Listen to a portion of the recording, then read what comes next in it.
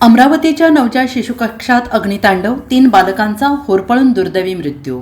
5 वर्षांपूर्वी भंडाऱ्यातही अशीच घटना, 10 बाळांचा झाला होता मृत्यू।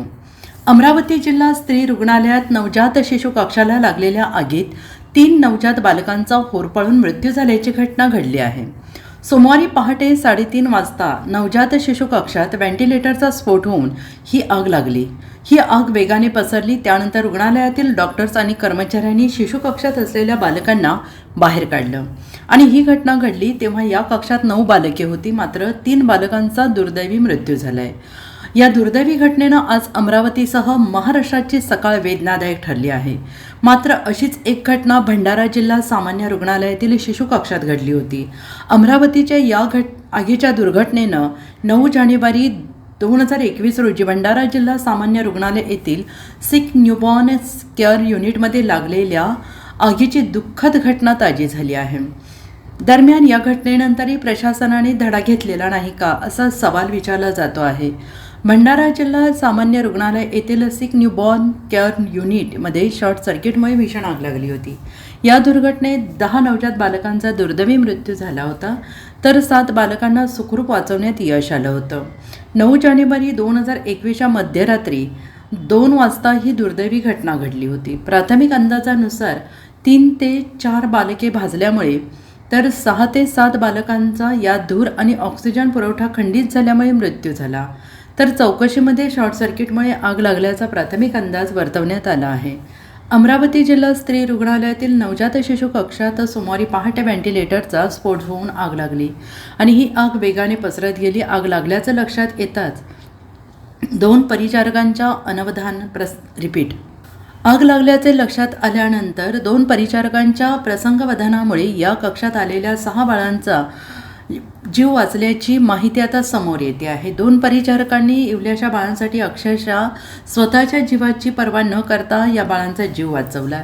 या 2 परिचारकांनी या सगळ्या घटनेबाबत संवाद साधला आणि त्यांनी म्हटलंय की आम्हाला समोर फक्त लहान बालकं दिसत होती। आग खूपच भीषण होती। आम्हाला काय होईल याचा विचारही केला नाही। आम्ही या कक्षात ठेवण्यात आलेल्या पेटीतील बाळांना बाहेर काढलं। आम्ही खूप प्रयत्न केला, मात्र एका कक्षात आगीमुळे सगळीकडे धूर पसरला होता। आम्हाला काहीच दिसत नव्हतं, त्यामुळे 3 बाळांना वाचवता आलं नाही। बाळांना वाचवताना आगीमुळे आमचे हात भाजले। या परिचारिकाने त्यांचे भाजलेले हात कॅमेऱ्यासमोर दाखवले। तुम्ही तुमचं काम करून घेता, माझ्यावर काय गुजरत आहे मला माहीत दादा।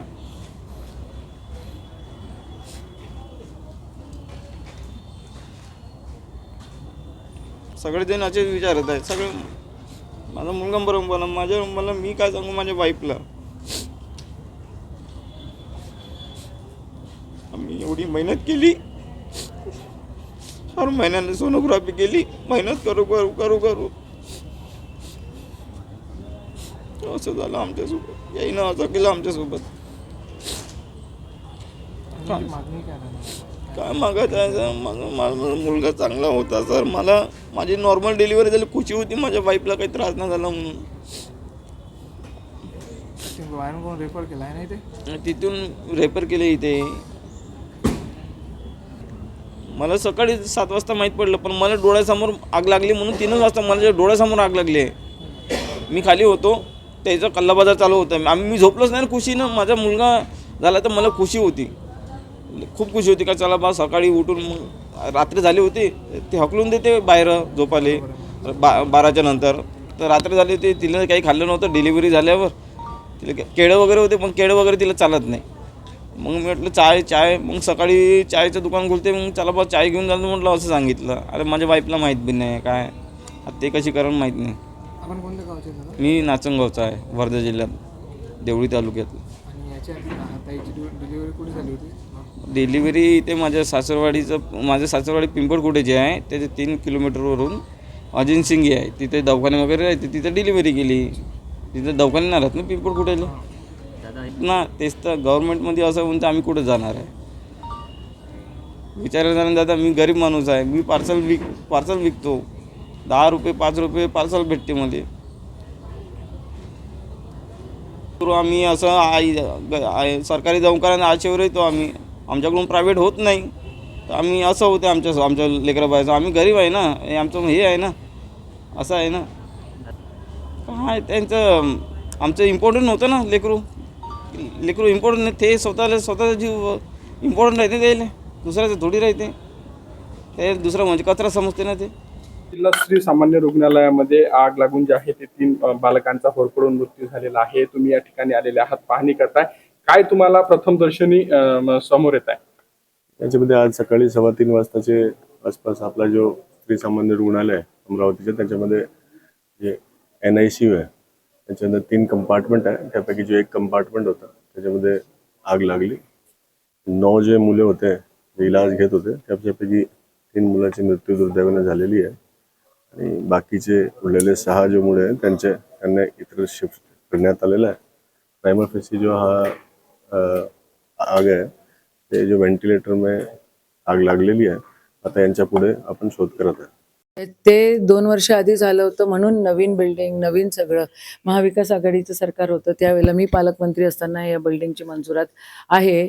उद्घाटन करायला फार वलवल असते या लोकांची. काय डेव्हलपमेंट केली काय केली हे मला राजकारण नाही बोलायचं आहे. पण सप्लायर कोण होता ते इन्व्हर्टर मध्ये फॉल्ट होता का व्हेंटिलेटर मध्ये फॉल्ट होता का इलेक्ट्रिक कनेक्शन्स मध्ये त्या ठिकाणी फॉल्ट होते का व्हेंटिलेटर का फुटतं म्हणजे तिथं फॉल्टी व्हेंटिलेटर्स दिलेले आहेत. 56% कमिशनवालं सरकार हे आहे आणि हे 56% कमिशनवालं सरकार याच्यावर दोषीच आहे असं म्हणायला काहीच हरकत नाही. इन्फ्रामॅन म्हणून घेत असताना गरिबांकडे पण लक्ष दिलं गेलं पाहिजे. डफरीनमध्ये कोणी श्रीमंताचं लेकरू येत नाही. इथं गरीबाचंच लेकरू या ठिकाणी होतं. जी पोरं मृत्युमुखी पडली त्यांना मोठ्या प्रमाणात कंपेन्सेशन 3 आणि 4 लाख देऊन हे चालणार नाही बाबा. इथं जरा बघा संसार थाटायला एखादं लेकरू NICU मध्ये त्या ठिकाणी म्हणजे काय बोललं पाहिजे. मला शब्द कमी पडतायत. निषेध आहे या सगळ्या गोष्टींचा. लक्ष द्या इन्फ्रामॅन इन्फ्रास्ट्रक्चरकडे थोडंसं लक्ष द्या. हे कोण सप्लायर्स आहे त्यांच्याकडे जरा कडक लक्ष द्या. कधी आदिवासी विभागाची पोरं त्यांना फूड पॉयझनिंग होतं कधी डफरीनमधले आग लागते. कुठं काय होतं कोणाला जेवण भेटत नाही. इथं डॉक्टर्स मोठ्या प्रमाणात उपलब्ध नाही आहे. हे सगळं बंद करा. हे 56% कमिशनचं सरकार आहे असा माझा थेट आरोप आहे आणि आरोपच नाही हे सिद्ध झालेलं आहे. यांना काही घेणं देणं नाही आहे गरिबाचं. हे गरिबांकडे लक्ष दे.